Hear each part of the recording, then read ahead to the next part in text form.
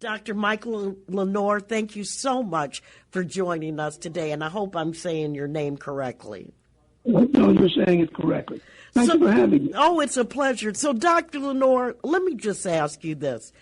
It's a lot of work and has been a lot of work to get black men, women, and children to, look at their health more differently. And I think that we have. We're making changes and choices in our lives that at a pace that we've never done before. I mean, we're taking better care of our bodies by exercise, and I'm not, but I guess somebody is.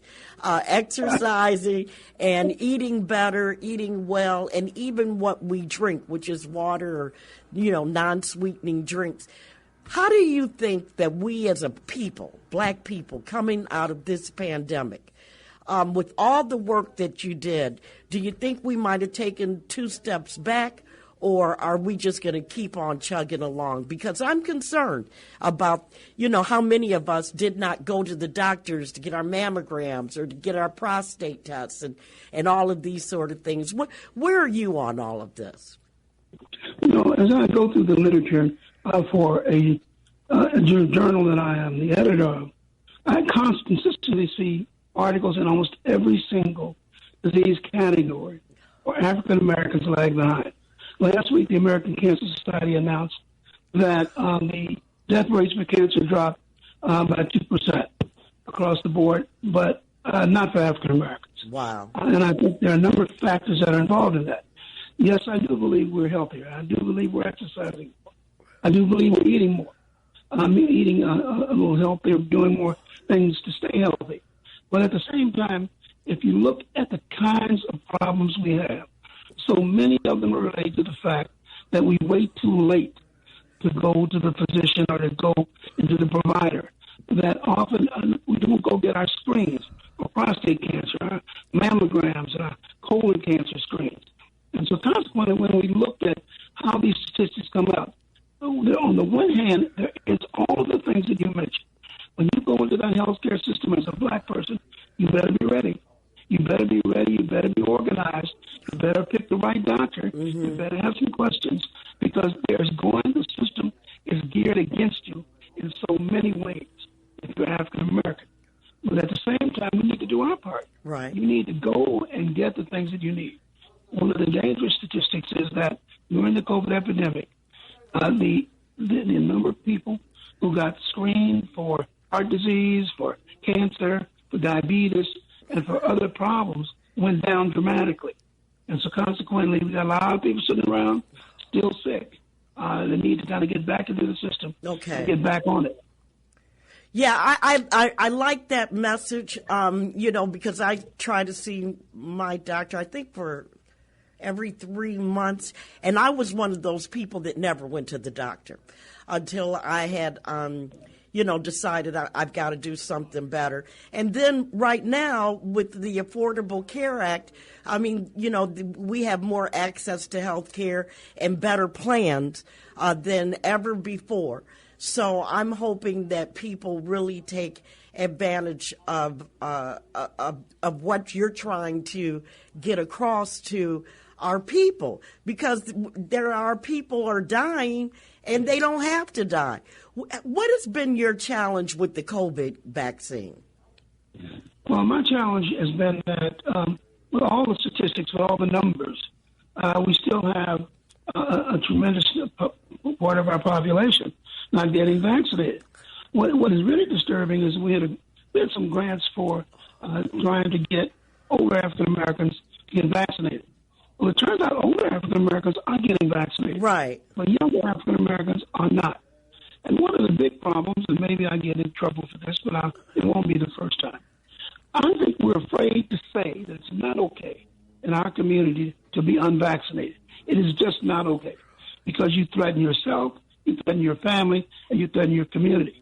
But people keep telling me, oh no, you can't talk to people. They have to make choices as judges. No, I don't have to do that. And neither do I, because let me tell you, I'll cuss you out in a minute about a COVID vaccine. I think we're too silent. Yeah. By saying it is not okay for you to not be vaccinated. You threaten our community. when you do that. And it's selfish. It's selfish. And the excuses that you get, I mean, I think that part of the problem is that we're not talking to young people in the places where they listen for information. Because some of the excuses that I've heard range from the conspiracy theories that are kind of crazy back to Tuskegee, which they understand in Tuskegee they didn't get any medicine.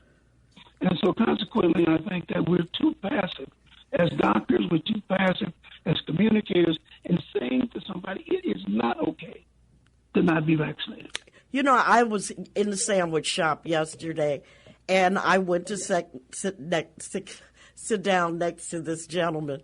And he said, "You can't sit there." I said, "Oh, yes, I can." And he just smiled. He said, "Did you get vaccinated?" I said, "Yeah, I'm vaccinated." And he went into the same diatribe you did. He says, "I cannot believe that these people are not going out and getting vaccinated." So what have they done? They're going door to door in some places, like in Mississippi and Alabama, where the vaccination rates are just terribly, terribly low. They're asking people going door to door. You have former NBA coaches that are, WNBA coaches that are actually getting involved with with mobile vans, and taking people to and from the places where they can get vaccinated. That was like one of the happiest days of my life when I got the vax. I just, and we've talked about it so much on WVON, especially on my show. I'm glad that I got it. I got the Johnson & Johnson. Will I get sick? Who knows? But if I need to get a booster, I'll get a booster. But I'll tell you one thing, I don't want COVID. Well, you have to look at the statistics and ask yourself, you're not being vaccinated, what science are you using? I mean, here's some statistics. 99.5% of the people dying in this country right now are unvaccinated. If you look at the states where vaccinations are low, those are states with very large African American populations. And in San Francisco, a sophisticated city, if you look at per 1,000 cases, that white people have 2 die. For 1,000 cases that black people have, 15 die. Right. And if you can't take these statistics and make a different kind of decision, then I think that you're right, no question. But I don't have to endorse that, and I don't have to pussyfoot, to use a old school expression, around the issue. If you're not vaccinated, you're dangerous to the people around you. You're dangerous to yourself, and eventually you may not even be able to work. So we have, like a lot of us have, pre-existing conditions.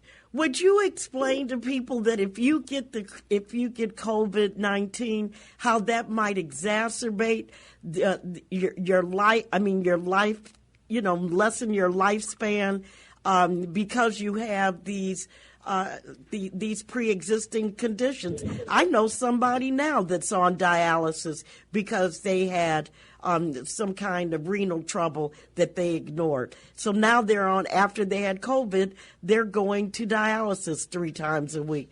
It can be dire, can it not? It certainly can, because your immune system takes on everything that happens to you when you have a chronic condition. And so generally when you have a chronic condition, your immune system is somewhat weakened because it's dealing with the other issues that you have.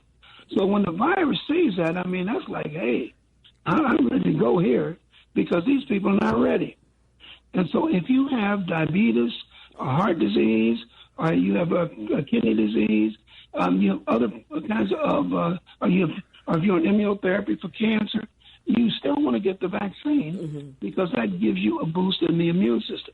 Then you're at greater risk. When the pandemic first started, African Americans were sick because of more than other people for a couple of reasons. But one of those reasons is that we're not as healthy as the rest of America.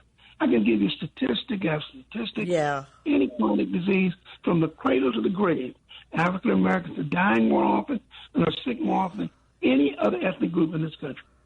Boy, we're talking to Dr. Michael Lenoir. He is an associate clinical professor at the University of Southern California at San Francisco. That's a plum job, Doc. And he's working with the African American Wellness Project. And this has been around, since about 2000, 2001? 2000, yeah, right around 2002. Right. And you were a little ahead of your time. Why that project at that time?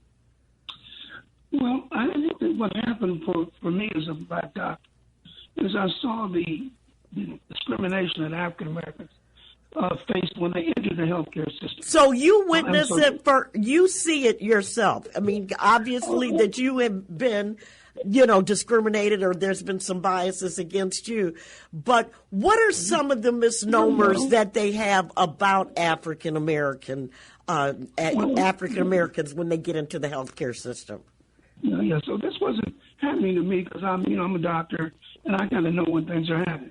Well, what you see I saw as a specialist was the kind of treatment that was different for African Americans from the rest of the populations that these doctors had. Different medicines, different surgeries, different kinds of advice, different ways to follow. And it kind of even starts when you go into the office. The medical staff can sometimes treat you differently. The doctor may have what we call unconscious bias, as you mentioned earlier, about what black people are. And it's been demonstrated over and over and over again that affects decision-making and that affects outcomes. So what we decided is to bring together a group of healthcare people and ask them, and you can ask your friends, when and did you have an instance when you went into the healthcare system and you felt that your care was disrespectful and unequal in character? And so, to make a long story short, what we decided to do was to assist people in building their own healthcare structure from the bottom up. Okay. Selecting how to select your doctor, how to organize your visit, how to look at second opinions, how to get information. And so we started by providing a lot of information on our website about various diseases. I was president of the National Medical Association, the Organization of African American Physicians, and they have taken that on also as an issue. And so consequently, what we try to do is to provide you with the tools that you need to build your system, and to build one for your children, and to build one for your parents. Because if you're not organized going into this system, especially now, and if you think because you got a briefcase and a tie on that the system looks at you differently, I'm sorry, you're absolutely wrong about that. You have to do, and I say one thing all the time, that if we as African Americans got as mad about health care that's unequal in quality, disrespectful, and discriminatory as when somebody cuts in front of us in the Safeway line, we wouldn't have this problem. Wow. Listen, Dr. Lenoir, Michael told me that you were a wonderful guest. I had no idea. Again, guys, look up the African American Wellness Project. And you're doing some other things, too. You have a YouTube channel, and you paired up with blackdoctor.org, right? We have a Facebook Live program on every Wednesday at 4:30 Eastern Standard Time. And also we're broadcasting from our YouTube channel, and that's where we try to provide you with the latest information about all of the problems that we see going through the week. We want you up to date. We don't want you behind. Okay. We want you waiting to find out next year about this year's problems. And so we try to keep current and give people the information they need about a variety of different problems. Well, Dr. Lenoir, it was so nice to talk to you, and I'll give out the let's see, it's aawellnessproject.org, and I hope you get a lot of hits on there today. And thank you so much. You really shared some really good information. I appreciate you. No, my problem. Thank you so much for having me. I hope to have you again. Dr.